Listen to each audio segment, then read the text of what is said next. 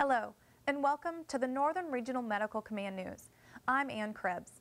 This monthly program highlights the world-class health care provided at each of our military treatment facilities to soldiers, their families, retirees, and other beneficiaries. In April, the Army recognized Sexual Assault and Sexual Harassment Awareness Month. We spoke with NRMC Sexual Harassment and Assault Response and Prevention Program Manager, Sergeant First Class Aisha Austin, about what the Army is doing to stop harassment and assaults, and how victims can get help. Austin said that the Army's policy on sexual harassment and sexual assault is clear. In a nutshell, zero tolerance. It is not tolerated in our Army. And the Sergeant Major of the Army's new initiative of Not in My Squad, Not in My Army, we are trusted professionals, it denotes that. A wide variety of assistance is available to victims. The Special Victims Counsel is a legal counsel that is assigned to that victim specifically to take them through the process of the investigation and adjudication of the sexual assault. They are with them to explain step by step and exactly what happens through the process. You also have behavioral health, who they've been trained to treat people who have been the victims of traumatic experiences and help them to develop coping mechanisms. Some victims may believe the situation they were in when the assault occurred could leave them in danger of disciplinary actions, but Austin said worrying about collateral misconduct is putting the cart before the horse. An example of collateral misconduct can be a victim was drinking underage, and at the time in which they were drinking underage, they were sexually assaulted.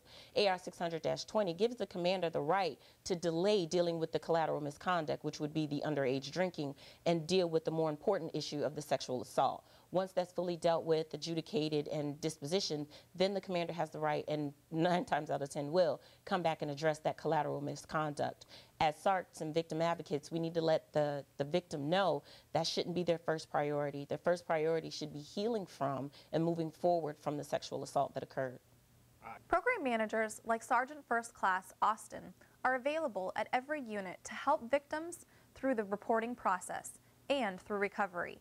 For more information or to seek help, contact your Sexual Assault Response Coordinator, your victim's advocate, or your local military treatment facility. In other news around the region, Womack Army Medical Center at Fort Bragg, North Carolina, recently completed a simulated surgical training event. Team STEPS is designed to build teamwork while improving the quality and safety in military treatment facilities. Master trainers from various Army medicine activities were on site in Womack's operating rooms to provide instruction and coach the team. The event culminated 6 months of collaboration between Womack and Army Medicine. At Kenner Army Health Clinic at Fort Lee, Virginia, the radiology department recently completed an annual mammography inspection by the Food and Drug Administration. The high-quality care offered at Kenner was illustrated when inspectors reported no negative findings. This is another great example of efforts within the region to improve the quality and safety of health care to our beneficiaries. And that's NRMC News for May. Join us next month for another show highlighting health care across the region. In the meantime, don't forget to check us out on Facebook, Twitter, and Pinterest. Thanks for joining us.